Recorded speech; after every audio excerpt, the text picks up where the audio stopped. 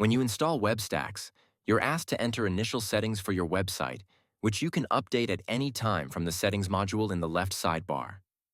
To make changes, go to the Settings module, click on the Edit icon, and update the information as needed. If you're developing your website locally, these settings should be reviewed and finalized before uploading your site to a live server. Here's an overview of each setting available.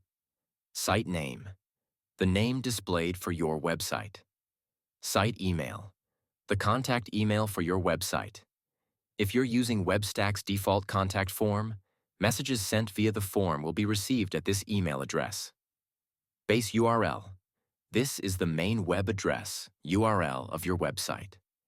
It's important to set this correctly, as it will be used in Open Graph, OG tags, which help format how your site appears when shared on social media or other platforms. Head section. A field where you can add any common JavaScript or CSS file or meta tag you'd like included in the head section across the entire site. License key. This unlocks the Pro features in WebStacks. If you've purchased the Pro version, enter your license key here. Otherwise, you can leave it blank to continue using the free package. The free package of WebStacks is ideal for single-page sites or trial purposes, allowing you to create one web page per site, with support for unlimited users and websites. The Pro package, however, offers unlimited pages per site, making it suitable for full-scale professional websites, also with support for unlimited users and websites. Include jQuery. For faster loading, jQuery is not included by default.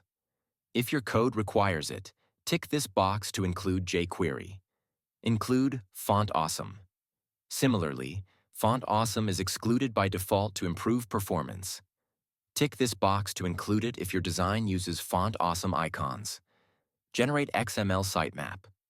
WebStacks automatically generates an XML sitemap in a file named sitemap.xml with each publish. This is enabled by default, but you can disable it if preferred.